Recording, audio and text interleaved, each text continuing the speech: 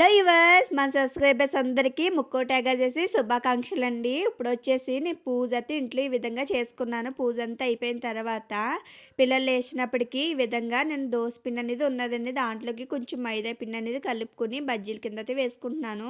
కొంచెం మైదా పిండి వేసుకున్నాం కదా, ఒకసారి కలిపేసుకుని ఇంకా వాటర్ పడితే వాటర్ వేసుకుని అందులో కొంచెం ఉప్పు అలాగే కొంచెం పప్పర్ సోడా అనేది వేసుకున్నానండి. వేసుకుని ఒకసారి కలిపేసుకుంటున్నాను. ఈ విధంగా మొత్తం కలిపేసిన తర్వాత ఈ వాటర్ వేసుకున్నాను కదండీ! వాటర్ వేసి పిండి అన్ని రెడీ చేసుకున్నా. రెడీ చేసుకో పక్కన స్టవ్ మీద ఆయిల్ అన్నీ పెట్టుకున్నానండి.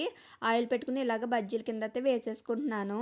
ఇలా బజ్జీలన్నీ వేసేసిన తర్వాత అవి గోల్డెన్ కలర్ వచ్చేదాకా ఫ్రై చేసుకోవాలి. రెండేపులు కూడా ఫ్రై చేసుకున్నాం కదండీ! ఇలా ఫ్రై చేసుకుని అన్నిటిని ఒక బౌల్‌లో తీసి పెట్టేసుకోవాలండి. లేకపోతే బజ్జీలయితే రెడీ అయిపోయినాయి. తర్వాత పిల్లలిద్దరికి పెట్టేసి వాళ్ళిద్దరిని కూడా స్కూల్ పంపేసిన తర్వాత అయితే మేము టెంపుల్‌కి అయితే వెళ్తున్నామండి. లైన్ చూడండి ఎంత లైన్ ఉన్నదో. ముందు వెనక చూడండి ఒక కిలోమీటర్ దూరం అంతా ఉన్నదండి. ఒక 2 అవర్స్ వెయిట్ చేసినప్పటికి దర్శనానికి మాత్రం చాలా టైం పట్టిందండి. కాలు పీకేసిన అంత టైం అనేది వేస్ట్ చేసాము ఆ దేవుని చూడడానికైతే. ఇలాగైతే దగ్గరికి వచ్చామండి.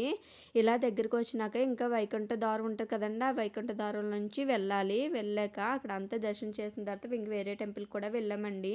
ఇక్కడైతే డెకరేషన్ అయితే చాలా చేశారండి. చూస్తున్నారు కదా ఎంత చేశారు డెకరేషన్ అయితేని.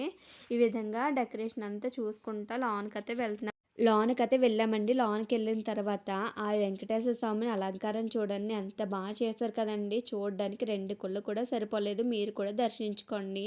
తర్వాత వచ్చేసి ఈ వెంకటేశ్వర స్వామి కళ్యాణం చేపిస్తారు కదండీ! అక్కడ కూడా ఒకసారి చూసుకుని బయటంతా ముక్కేసుకుని అయితే ఇంటికొచ్చేసాం. Thank you for watching.